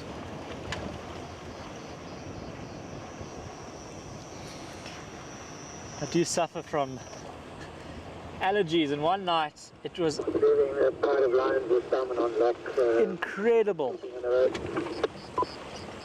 I had a bit of an asthmatic attack when I got back to drive, but we must have driven for kilometers through termite lates coming off the ground, and the pheromones that were being released must have just set me off because it had a distinct smell to it, and we would just drive through swarms and swarms and swarms of these termite lates, and when we got back to camp I couldn't breathe.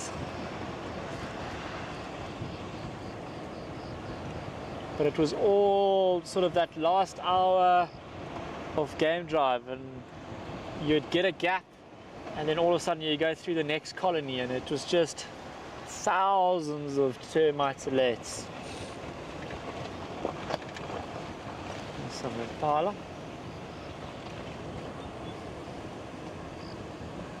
Quite incredible. I've never experienced it before that, and I haven't experienced it again. I think it was last year. It was last year, rainy season. But the previous rainy seasons, same place, 5 years before that at Malamala, I didn't experience it. It's just something unique about the rains last year, or the conditions that were just so good for termites. It was a really good rainy season, so maybe that's what it was.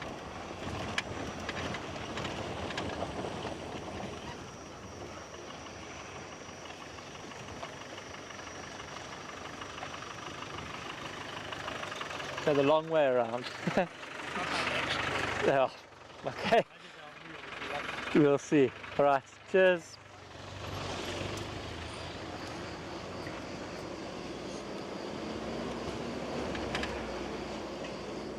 Yeah, Kevin says there's not a lot going on. What's it? Oh, it's a little bushbuck, but we won't keep the light on her.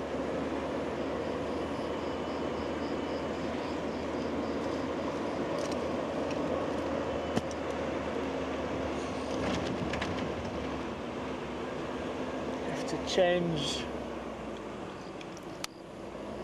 my hearing so that I can hear Andrew telling me to find a leopard.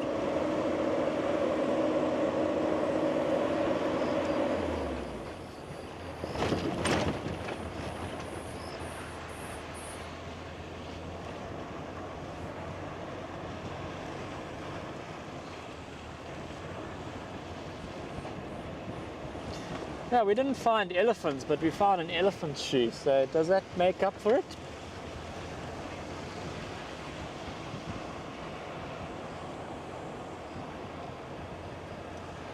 Small little termite alates here, every now and again.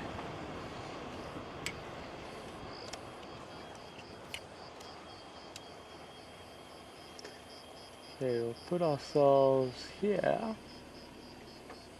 Let's see. Actually, and Basil, where's best for you? Let me just do this. That's probably best for you, hey? And you can see the lions have not done much since we left them an hour ago.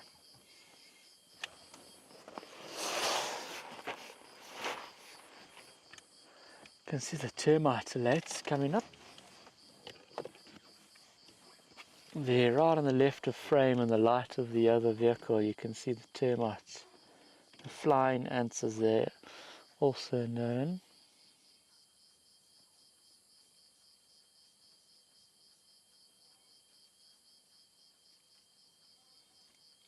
Hello, Betty.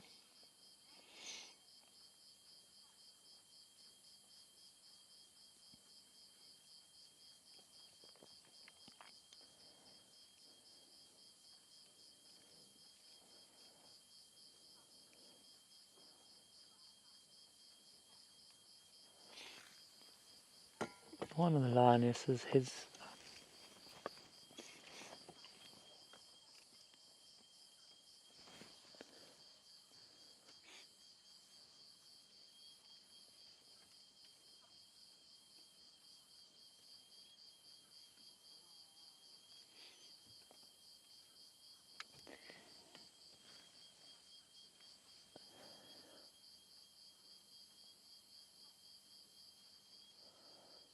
Now that we're sitting here with the light on, you'll see all the insects will start coming towards us.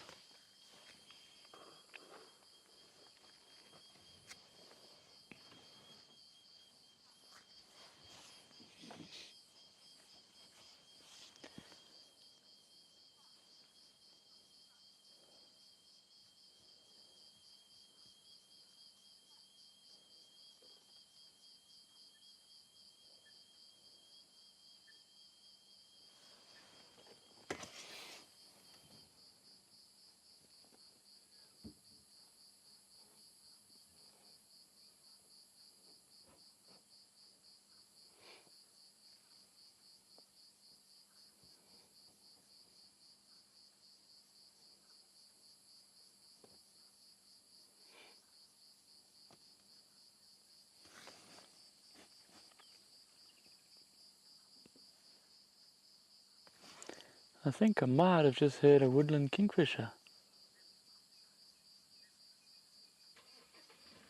Far away. I'm leaving the Pride, one station on lock.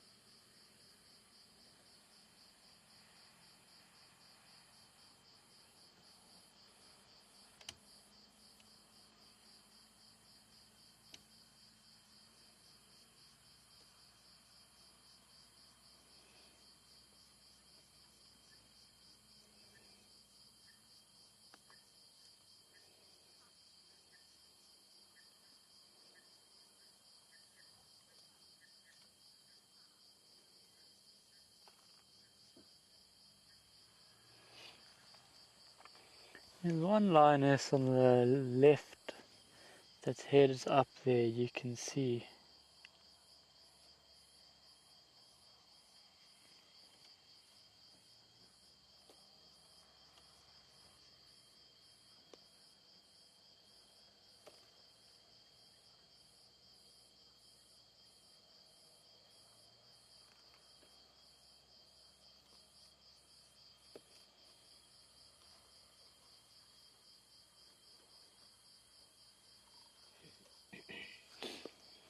The flying ants are coming for you, Basil.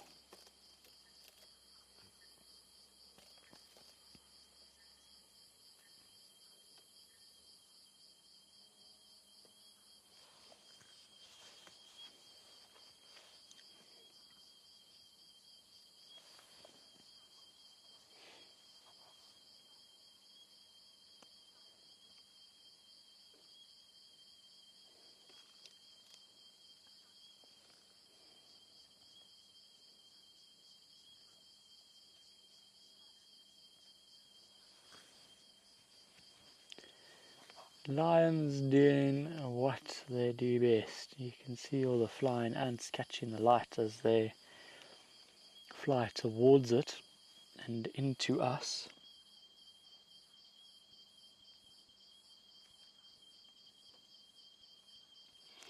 I'm just going back up through some of the comments. I've missed one or two of them. Ariana, it would have been a bit too much of a giveaway if I had mentioned giraffe today.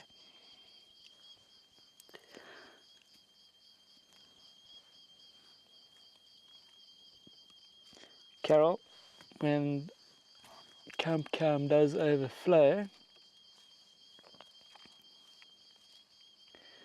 the warthogs do enjoy having a little wallow there from time to time. We've got the two dogs on hoofbutt just behind the Boskamp. The two wild dogs are back on Boskamp. They've been seen.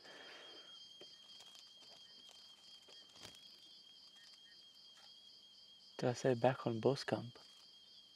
Sorry, Lionel, can you repeat that? They're near Boskamp, so they're back on Blowbank. Good dogs, up hoofbutt. That's nice to know that they're coming back down this side and they've moved away from the northern fences.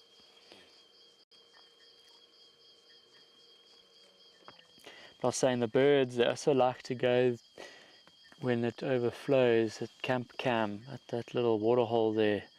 The birds like to go and drink from the part that is sort of forms a bit of a stream. Here's a lioness rolling around a little bit more. I've seen one or two of them yawning, so it indicates that they might get a bit busy just now. But I think maybe a little bit later than we'll be sitting with them. Oh.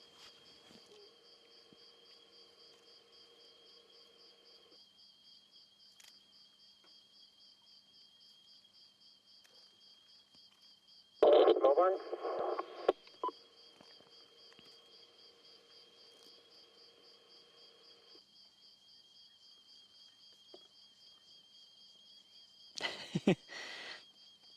Just looking at the last few comments.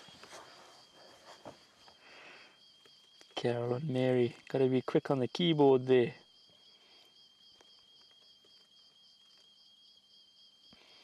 Yes, everybody, just before we sort of get towards wrapping up, just a reminder, our drive times have changed. We will put out socials, just to remind you that it has changed half an hour later. And then Friday's pack drive has been moved to Thursdays. Well, to Thursday this week. We won't be doing a Zoom private drive on Thursday. We have a private drive on Friday, a function. But it's only this week, that change. Some of them changed it off into the bush behind both. So only Thursday this week we'll have a pack drive. Next week it'll be back to normal. And remember, the times have changed, and the times are like this for summer now. But our morning Zoom drive, if you are joining us tomorrow morning, it looks like there's a lot around. That is the usual time, 5:45. Oh.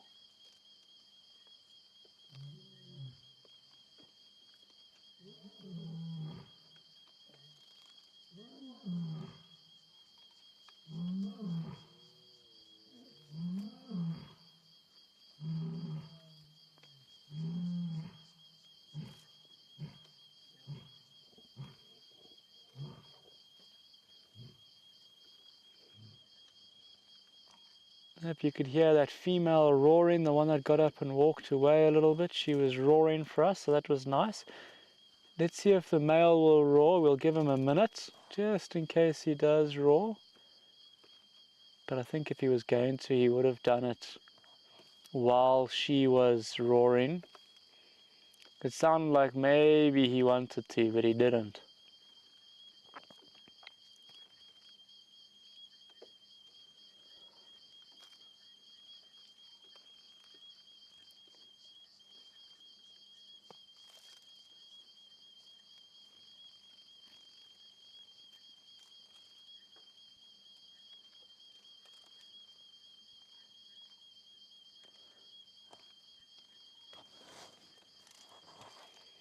Yeah, I thought they were going to get up and just continue walking, but she's just gone and flopped down next to her sisters there around the bend.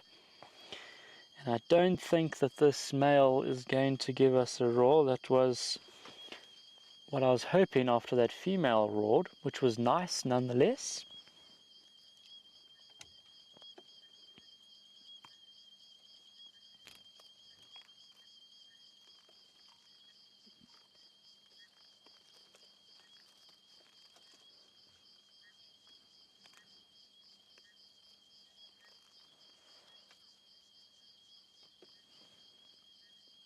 Alrighty everybody, that was a nice pleasant afternoon out on the Rietspruit.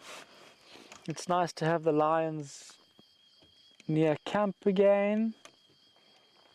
I'm sure we'll hear them later. Whoa, a little bit blind in there. We've had the light off because of all the flying ants that have been coming to this spotlight for the lions. But thanks for joining, it was fun. I had another great afternoon with you all. And if we're seeing you tomorrow for our Zoom drive, otherwise we'll see you on Wednesday afternoon. Bye for now.